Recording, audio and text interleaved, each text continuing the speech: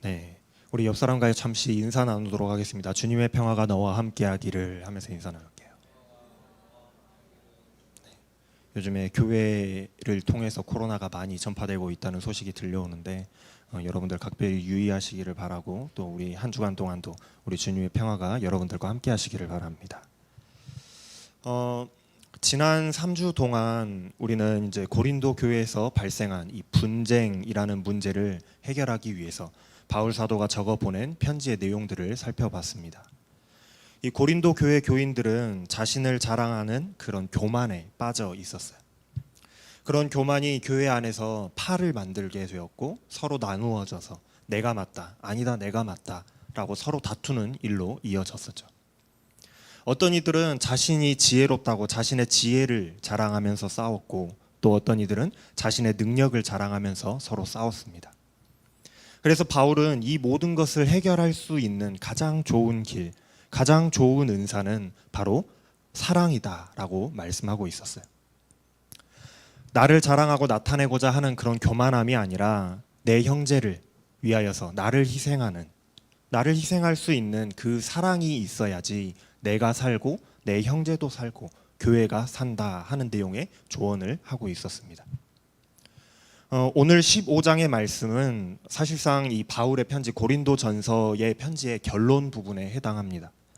뒤에 나오는 16장의 내용이나 이런 내용들은 그냥 어떤 일을 부탁하는 것과 마지막 인사가 담겨 있기 때문에 지금 고린도 교회 이 사건에 대해서 실질적인 가르침의 마지막은 오늘 본문 15장의 말씀이라고 할 수 있어요. 보통 우리가 어떤 이야기를 할 때에 가장 시급한 이야기, 가장 먼저 해야 될 이야기, 급한 이야기를 맨 처음에 하거나, 아니면 너무나도 중요하기 때문에 다른 이야기 다 하고 나서 마지막에 딱 한 방으로 이렇게 마지막에 하곤 합니다. 바울은 고린도전서에서 처음에는 이 교회에 지금 있는 문제가 무엇인지를 지적하고, 문제에 대해서 차근차근 세세한 내용들을 살펴가면서 해결책을 이야기했어요. 그리고 이제 마지막에 와서는 가장 중요한 핵심, 절대로 변해서는 안 되는 그 기준, 그리고 언제나 우리가 기억해야 될 초심에 관해서 이야기하고 있습니다. 그게 바로 내가 너희에게 전한 복음을 이야기하고 있는 거예요. 바울은 이제 고린도 교회뿐만이 아니라 모든 그리스도인들의 믿음의 핵심이고 또 기준점이며 계속해서 지켜나가야 될 기초를 지금 이야기하기 시작하는 거예요. 이렇게 이야기합니다. 형제 자매 여러분, 내가 여러분들에게 처음 전했던 복음을 다시 한번 여러분들에게 상기시켜 드리겠습니다 하고 이야기하는 거예요. 고린도 교회는 이 바울에 의해서 세워진 교회였습니다. 처음부터 바울이 복음을 전해서 바울이 전한 복음을 들었던 교회예요. 그렇게 시작된 교회가 고린도 교회였습니다. 그런데 사람은 시간이 지나면 어때요? 처음 들었던 것, 처음 배웠던 것을 잘 잊어버려요. 그냥 금방 잊어버려요. 처음 배웠던, 처음 들었던 그 복음에 관해서 가장 중요한 것이고 가장 기초가 되는 것들이지만 너무나도 당연하고 너무나도 익숙한 것이 되어버려서 잊어버리고 살아갈 때가 너무나도 많다라는 거예요. 그래서 우리가 제자 훈련을 지금 하고 있는데 새신자 교육과 같은 그런 내용들을 가지고 하고 있는 이유가 바로 그런 이유 때문이에요. 우리는 대부분 신앙생활을 한 지 오래됐습니다.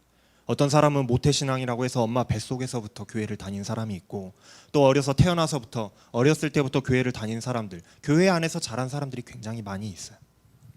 그만큼 기독교의 진리의 핵심은 우리 생활 속에 녹아있고 너무나도 잘 알고 있는 그런 내용들이에요.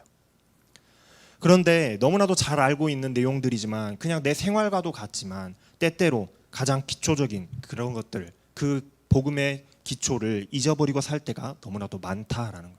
너무나도 당연하기 때문에, 너무나도 당연한 거라서. 그런데 그렇게 너무나도 당연하다고 느낄 때에 우리는 다시 한번 초심으로 돌아가서 그것들을 다시 한번 듣고 배우고 상기시킨다면 우리가 새로운 믿음의 그 활력을 얻게 되는 데에 굉장히 많은 도움을 얻을 수가 있습니다. 그래서 이 기초를 때때로 우리가 상기시키는 것, 다시 한번 되새겨보는 것은 굉장히 중요해요. 그래서 이미 다 알고 있는 것이긴 하지만 제자교육의 1단계는 가장 기초적인 것부터 시작하는 거예요. 하나님은 누구실까? 나는 도대체 누구인가? 예수님은 누구신가? 하는 그 기초부터 시작한다는 겁니다. 이것과 마찬가지로 바울 사도가 고린도 교회를 보았을 때에 지금 고린도 교회 안에서 생긴 이 분쟁이라는 문제는 처음에 그 믿음, 처음에 그 믿음, 처음에 그 마음을, 그 복음의 핵심을 잊어버렸기 때문에 생긴 것 같아 보였다 하는 거예요. 바울이 봤을 때는 그랬어요. 이 고린도 교회 사람들이 처음 들었던 그 복음의 핵심을 지금 잊어버리고 있구나라는 거예요. 그래서 바울 사도는 이렇게 이야기합니다. 내가 여러분들에게 처음 전했던 그 복음을 여러분들이 지금 잊어버린 것 같은데 다시 한번 상기시켜 드리겠습니다. 왜냐하면 이 복음은 여러분들이 이미 들어서 알고 있고 받아들였던 것입니다. 여러분들이 믿는 믿음의 기초가 바로 이 복음입니다. 그래서 여러분들이 이것을, 이 복음의 기초를 듣고 믿어서 그리스도인이 된 것 아닙니까? 라고 이야기하는 거예요. 제가 볼 때에 이 바울은 굉장한 고수입니다. 돌려치기 고수예요. 좋은 말로 하고 있는 것 같아 보이지만 너희들이 복음을 들었고 그것을 받아들임으로 너희들이 그것을 받아들이고 믿음으로 너희들이 그리스도인이 되었는데 지금 너희들이 하고 있는 꼴을 보니까 복음을 다 잊어버리고 믿지 않는 사람처럼 지금 살아가고 있네? 니들이 그리고도 그리스도인이냐? 하고 말하고 있는 것 같아요. 제 말이 틀린지 맞는지 한번 2절 말씀을 한번 보세요. 너희가 만일 내가 전한 그 말을 굳게 지키고 헛되이 믿지 아니하였으면 그로 말미암아 구원을 받으리라. 내가 너희에게 전했던 그 복음을 너희가 헛되이 믿지 않는다면은, 그 복음을 굳게 잡고 너희가 믿는다면은 너희가 그것으로 인하여 구원을 받을 것이다 하고 바울은 말하고 있어요. 무슨 말이에요? 은연중에 너희들이 지금 복음을 헛되이 믿고 있다, 굳게 잡지 못하고 있다, 그렇게 해서는 구원받을 수 없다라는 말을 지금 하고 있는 거예요. 여러분, 예전에 제가 했던 설교를 한번 기억해 보시기를 바랍니다. 떠올려 보세요. 우리의 믿음은 말로만 믿는다 할 것이 아니라고 했어요. 그랬죠? 말로만 내가 믿습니다라고 할 게 아니라고 했어요. 스스로 그리스도인이라고 말하는 사람이라고 해서 모두가 다 그리스도인은 아니라고 했습니다. 사람은 그 마음이 가는 대로 그 행동 또한 나타난다고 했어요. 내가 정말로 믿음을 굳게 붙들고 살아가는 사람이라면 그 사람의 행동에서는 그 믿음에 맞게 행동 또한 나타나게 되어 있다라고 설교로 여러분들에게 말씀을 전했었습니다. 그런데 지금 고린도 교회 사람들의 그 행동을 보면 어때요? 서로 사랑이 없고 사랑하지 않고 자신의 지식과 자신의 능력을 자랑하기 바빴어요. 남들보다 높아지려고 하는 행동들을 보입니다. 어때요? 아무래도 이 고린도 교회 사람들의 관심은 다른 데 있는 것처럼 보여요. 복음에 있는 것 같지 않아 보입니다. 그래서 바울은 이제 복음의 기본적인 핵심을 다시 한번 설명해 주는 거예요. 너희들을 보니까 관심이 지금 다른 데 가 있는 것 같아. 그러니까 내가 다시 한번 복음을 설명해 줄게 하고 설명해 주고 있는 거예요. 바울은 자신이 전해받은, 자신도 들었고 자신도 붙들고 있고 그리고 자신이 들어서 알고 있는 가장 중요한 그 복음의 핵심을 알려주겠다라고 하는 거죠. 그것은 말씀대로 예수께서 나의 죄를 대신해서 십자가에서 죽으셨다는 것과 무덤에 장사되셨다는 것과 사흘 만에 다시 살아나셨다 하는 그 복음입니다. 다시 살아나신 주님은 사람들에게 나타나셨어요. 베드로에게도 보이셨고 12 사도에게도 보이셨고 500명이 넘는 교우들에게도 나타나서 보여주셨습니다. 야고보에게 나타나셔서 보여주시기도 하셨고 끝으로는 바울 자신도 부활하신 예수님을 만나보았다라는 사실이에요. 예수님을 만난 몇몇 사람들은, 부활하신 예수님을 만났던 몇몇 사람들은 이미 죽었지만 아직도 대다수의 사람들이 살아있다라고 바울이 말하고 있잖아요. 이게 무슨 말일까요? 예수님을 만난 사람들은 예수님이 십자가에 못 박혀서 죽으신 사실을 보았고 또 예수님이 무덤에 장사된 사실을 보았으며 그리고 다시 살아나신 예수님을 직접 본 이 모든 사실의 증인이다라는 말이에요. 예수님이 우리가 전하고 있는 그 복음, 예수님이 십자가에 죽으시고 다시 부활하셨다는 그 사실을 보고 듣고 만나본 증인들이 아직도 많이 남아 있다라는 말입니다. 이 사건이 그냥 떠도는 헛소문이 아니라, 그냥 떠도는 이야기가 아니라 정말로 실제로 사실임을 증언할 수 있는 증인들이, 틀림없는 사실이라는 말할 수 있는 그 증인들이 아직도 살아있고 증언하고 있다. 우리가 믿는 그 복음이 바로 그런 사실이다라는 말을 바울은 지금 하고 있는 겁니다. 이것이 복음에서 가장 중요한 핵심이에요. 예수님이 우리 죄를 위해 대신 십자가에 죽으시고 장사된 지 사흘 만에 부활하셨다 하는 사실이에요. 왜 이 사실이 그토록 중요한가? 왜 이 이야기가 지금 고린도 교회에 꼭 필요한, 다시 상기시켜야 될 이야기인가? 바울은 지금 자신을 두고 팔싹둥이 같은 그런 사람이라고 이야기하고 있습니다. 자기를 팔싹둥이라고 표현하고 있어요. 만삭이 되지 못해서 조산된 아이는 미숙아예요. 미숙아. 여러모로 약하고 부족한 모습입니다. 바울은 자신이 그런 모습이라고 이야기하고 있어요. 자신은 교회를 핍박하기를 열심히 했던 사람이기 때문에 사도들 중에서도 보잘것없는 사람이고 사도라고 불릴 자격이 없는 그런 사람이었다라는 거예요. 그러나 지금 바울은 자기가 당당히 사도라고 불리면서 복음을 전할 수 있게 된 그 이유가 무엇인가 라고 묻는다면, 이 복음을 굳게 믿게 되었기 때문이다 라고 바울은 증언하고 있습니다. 지난주 말씀에서 다음에 기회가 되면 이 바울이 변화된 모습에 대해서 말씀을 한번 나누겠다라고 이야기를 했는데, 사실 사도 바울도 예수님이 십자가에 못 박혀서 죽었다라는 사실과 또 예수님이 그래서 무덤에 묻혔다라는 사실은 잘 알고 있었습니다. 그것은 바울도 아는 사실이었어요.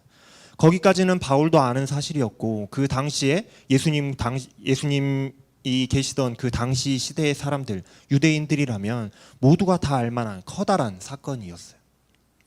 그러나 바울은 부활하신 주님에 대해서는 알지 못했습니다. 예수님이 십자가에 죽었고, 예수라는 사람이 십자가에서 못 박혀 죽었고 그 사람이 무덤에 묻혔다까지는 알고 있었지만, 예수님이 부활하신 예수님에 대해서는 바울이 알지 못했다라는 거예요. 그렇기에 그 전까지는 바울은 예수님이 부활하신 예수님을 만나기 전까지의 바울은 복음을 알지 못하는 사람이었습니다. 그러나 바울이 다메섹에 가는 길에 큰 사건을 하나 만나게 되죠.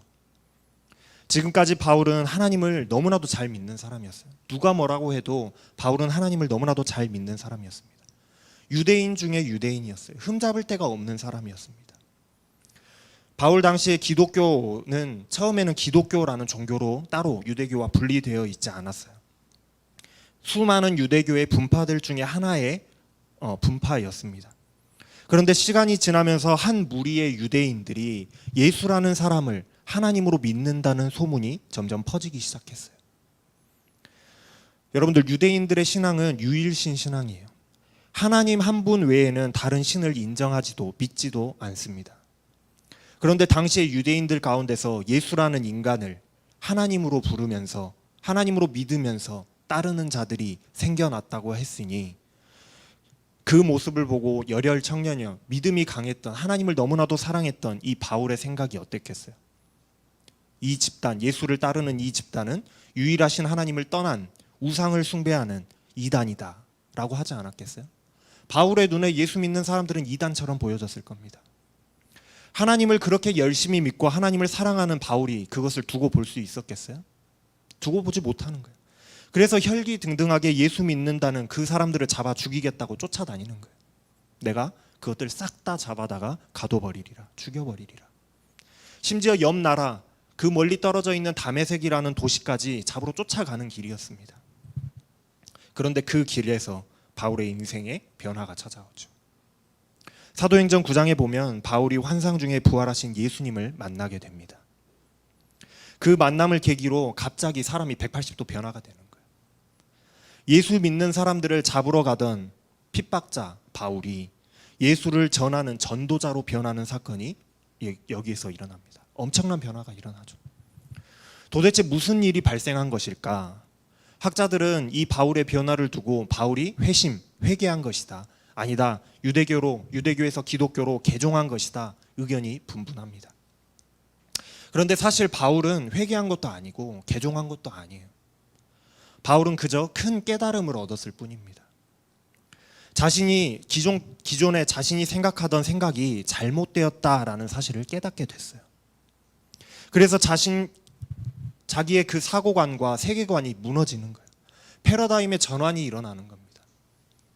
무슨 말이냐 하면은 바울은 원래 유일하신 하나님만을 믿는 유일신 신앙을 가지고 있는 그 신앙인이었어요.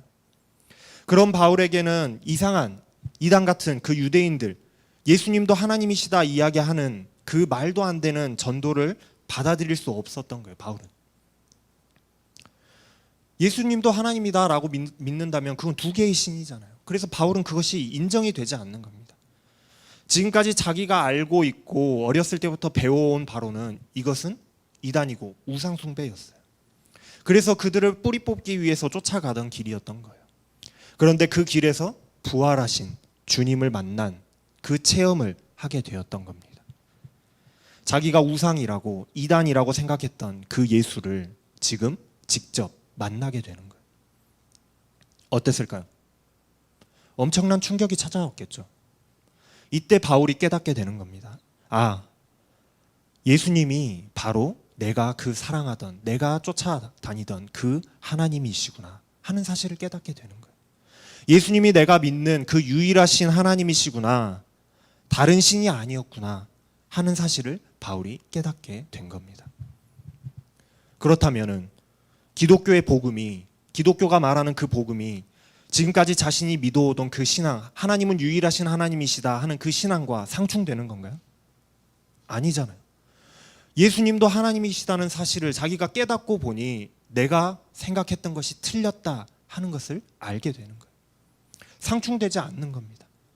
예수가 하나님이라는 사실, 하나님이 아니라고 생각했기 때문에 그렇게 반대자 역할을 했었지만 이제는 예수님이 내가 사랑하는, 내가 너무나도 사랑하는 하나님이라는 사실을 알게 되었기 때문에 이제는 더 열심으로 예수님을 전하는, 예수님을 사랑하는 사람이 되었지 않겠어요? 바울은 그래서 그렇게 변화된 겁니다. 그래서 바울의 인생이 그렇게 180도 달라진 것이고 그 어떤 사도보다도 열심을 다해서 복음을 위해서 나아가서 전하는 그런 사도가 되었다라는 거예요. 이제 바울은 복음을 들었고 그 복음이 믿어졌습니다. 믿어지지 않았던 일이 이제는 믿어지는 거예요. 바로 복음이에요. 자신이 예수 믿는 사람들을 잡으러 쫓아다녔었는데 그 예수쟁이들이 하는 이야기, 그 복음을 몰랐겠어요? 내용도 모르고 잡으러 다녔을까요? 내용을 알고 있었어요. 바울도 충분히 그들이 무슨 이야기를 하는지 그 내용을 알고 있었지만 말도 안 되는 헛소리라고 무시했던 겁니다. 그런데 그 말도 안 된다고 생각했던 그 헛소리를, 그 복음을, 예수님을, 부활하신 주님을 내가 직접 만나고 보니 나의 죄를 대신해 죽으시고 사흘 만에 부활하신 하나님이신 그 예수님이 믿어지는 겁니다. 그 복음이 이제는 전적으로 믿어지게 되는 거예요. 그때에, 그 복음을 믿을 때에 바울의 인생이 변화된 겁니다. 그래서 바울은 그렇게 고백하고 있는 거예요. 9절에서 11절 말씀에 나오는 이야기입니다. 나는 사도라고 불릴 자격도 없는 미수와 같은 자였습니다. 그러나 그랬던 내가 오늘의 내가 되어 있는 것은 모두가 다 하나님의 은혜 덕분입니다. 그 미숙했던 나에게 복음을 깨닫게 하여 주시고 그것을 믿게 하셔서 나를 새 사람으로 복음의 증인으로 만들어 주셨습니다. 그 하나님의 은혜는 헛되지 않았습니다. 왜냐하면 나는 그 어떤 사도보다 더 열심히 복음을 전했습니다. 그러나 그것 또한 내가 한 것이 아니라 하나님이 주신 은혜로 된 것입니다. 나는 자랑할 것이 아무것도 없습니다. 내가 전했든지 아볼로가 전했든지 베드로가 전했든지 우리는 그리스도의 죽음과 부활을 모두가 함께 똑같은 복음을 전하고 있습니다. 다른 것을 전하는 것이 아니라 같은 복음을 전하고 있습니다. 그리고 여러분들이 그 복음을 듣고 믿었습니다. 하고 바울은 그렇게 고백하고 있는 거예요. 바울과 다른 사도들이 다른 복음을 전하고 있는 게 아니에요. 바울과 다른 사도들은 바로 이 복음, 예수님이 십자가에서 우리의 죄를 대신 지고 죽으시고 예수님이 다시 부활하셨다라는 그 사실, 그 복음을 전했고 고린도 교인들은 그 복음을 듣고 믿었습니다. 그런데 그 고린도 교회에 문제가 생겨났다라는 거예요. 바로 부활이 없다라고 생각하는 사람들이 생겨났다라는 겁니다. 다시 말하면은 복음의 핵심은 십자가와 부활인데, 그런데 십자가와 부활 중에 부활이 없다라고 믿는 자들이 있었다라는 거예요. 12절 말씀부터 나오는 말씀입니다. 복음을 듣고 믿기 시작한 그리스도인들 중에서 부활이 없다라고 이야기하는 자들이 있다라는 거예요. 이것이 무슨 이야기일까요? 바로 복음에 대한 믿음이 없어졌다, 없는 사람이 있다, 복음을 믿지 않는 사람이 교회 안에 있다라는 것을 의미합니다. 바울은 이렇게 설명합니다.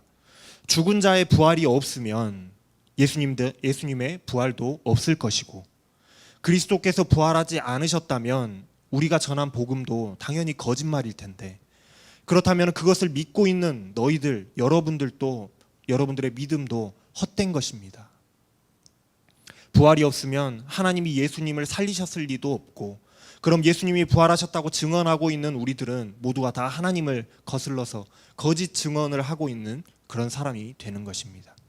그리고 만일 죽은 자의 부활이 없어서 그리스도께서 부활하지 않으셨다면 우리들은 여전히 죄에서 벗어나지 못하는 그런 사람들일 것입니다. 그리고 예수님을 믿다가 세상을 떠난 사람들은 참 불쌍한 사람들이고 망한 사람들일 것입니다. 왜냐하면 여기가 중요해요. 19절 말씀입니다. 만일 우리가 세상만을 생각하고 그리스도께 소망을 걸었다면 우리는 모든 사람들 가운데서 가장 불쌍한 사람들이다 라고 말씀하고 있어요. 부활이 없다고 생각하는 사람들은 부활의 삶에는 관심이 없었을 것이기 때문입니다. 부활이 없다고 생각하는데 부활 후의 삶에 관심이 있겠어요? 당연히 없겠죠. 그럼 무엇에 관심이 있겠습니까?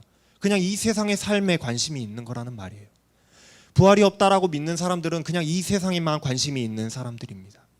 우리가 예수를 믿는 이유가 부활과 하나님의 나라에서의 그 삶이 아니라 단지 이 세상에서의 돈 잘 벌고 자식을 잘 키우고 성공하는 삶을 사는 그런 예수님을 믿음으로 그런 삶을 누려보자 하는 그런 마음으로 이 세상에다가 소망을 두고 예수님을 믿고 있다면 그것처럼 불쌍한 사람들이 어디 있겠냐라는 것이 바울의 이야기예요.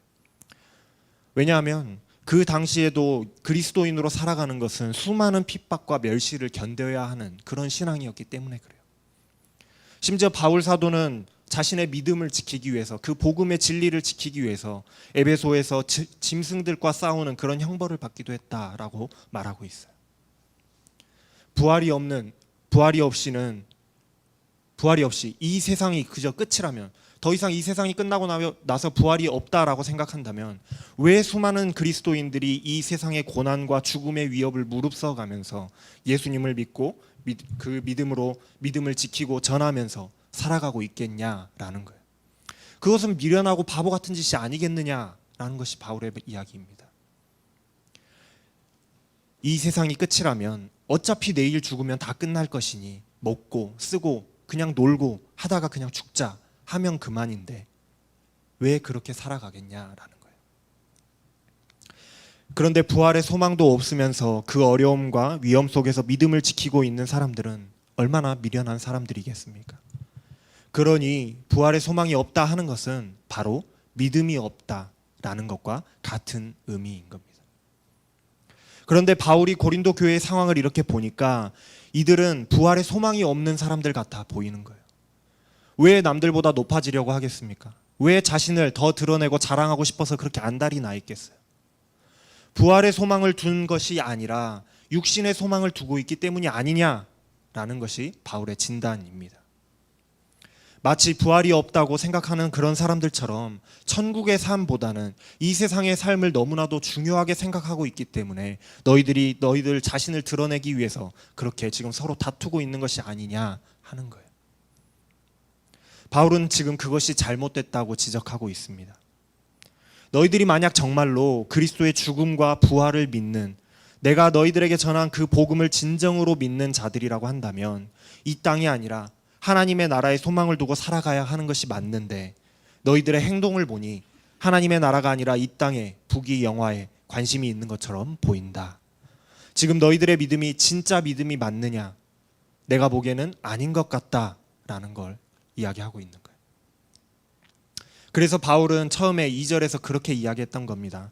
너희가 만일 내가 전한 그 복음을 헛되이 믿지 아니하고 굳게 믿는다면 구원을 받을 것이지만은 그렇지 못하다면 구원을 받지 못하리라.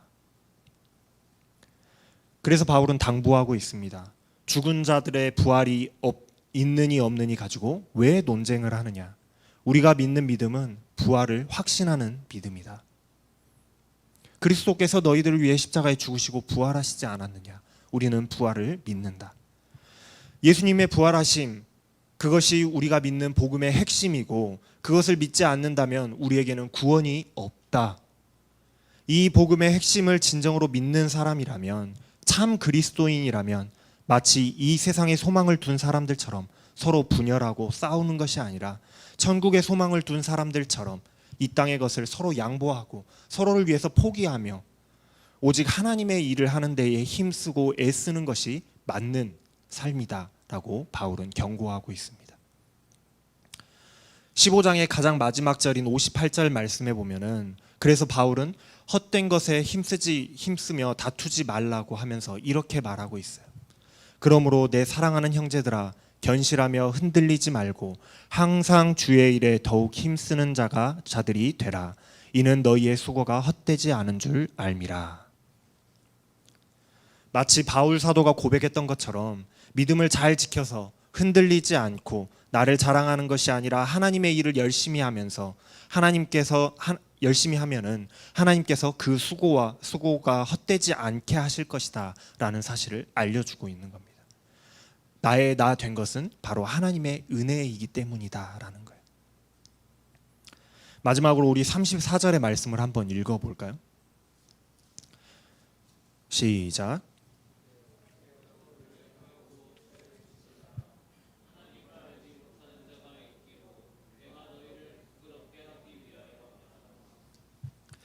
바울의 경고의 말씀입니다. 정신 똑바로 차리고 죄를 짓지 말아라. 너희들 중에는 하나님을 믿는다고 하지만은 하나님을 모르는 사람들이 있다. 구원받지 못할 사람들이 있다. 내가 이 말을 하는 이유는 그 사람들은 부끄러운 줄 알라고 지금 이 이야기를 하는 것이다 라고 이야기합니다. 여러분, 복음의 진리는 절대로 변하지 않습니다. 예수님이 우리의 죄를 대신해서 죽으시고 다시 부활하셨다 하는 그 사실이 복음의 기초입니다. 이 복음을 정말로 굳게 믿는 사람들이라고 한다면 이 땅에 소망을 두고 살아가는 것이 아니라 이 땅에 소망을 둔 사람들처럼 세상의 것을 추구하면서 살아가는 것이 아니라 하나님의 것을, 하나님의 나라를, 부활의 소망을 두고 살아가는 사람들일 것입니다. 이 땅의 삶을 위해서 내 형제를 무시하고 질투하며 밟고 일어서고 나를 자랑하며 서로 다투고 분열하는 그런 일을 행하는 것이 아니라 바울이 전한 그 복음의 삶에 맞는 그런 삶을 살아가는 삶이 바로 하나님을 믿는, 복음을 잘 믿는 사람의 삶이다라고 바울은 이야기하고 있어요. 여러분, 우리에게 전해진 복음도 바울이 전한 복음과 똑같은 복음입니다. 다른 복음이 아니에요. 동일한 똑같은 복음이에요. 우리가 날 위해 죽으시고 다시 부활하신 주님을 믿는다면, 확실하게 그 복음을 믿는다면 이 세상에 소망을 두고 살아가는 것이 아니라 부활한 삶에 소망을 두고 살아가야 될 줄로 믿습니다. 나를 자랑하는 그런 삶이 아니라 하나님의 일을 묵묵히 함으로 천국에 소망을 두고 살아가는 저와 여러분들이 다 되기를 주님의 이름으로 축복합니다. 기도하겠습니다. 사랑의 하나님, 감사합니다. 예수 그리스도의 죽으심과 부활하심을 통해서 우리에게 구원의 길을 열어주시고 그 복음이 우리에게 전해지게 하여 주시고 우리가 믿어 복음 안에서 서 있게 하시니 참 감사합니다. 우리에게 복음의 진리를 알게 하시고 다시 한번 그 복음의 핵심을 기억하게 하시니 너무나도 하나님 감사합니다. 하나님, 우리가 세상에 소망을 두고 살아가는 사람같이 살지 않게 하시고 부활과 천국의 소망을 두고 살아가는 참 그리스도인의 모습으로 살아가게 하여 주시옵소서. 예수님의 이름으로 감사하며 기도합니다. 아멘.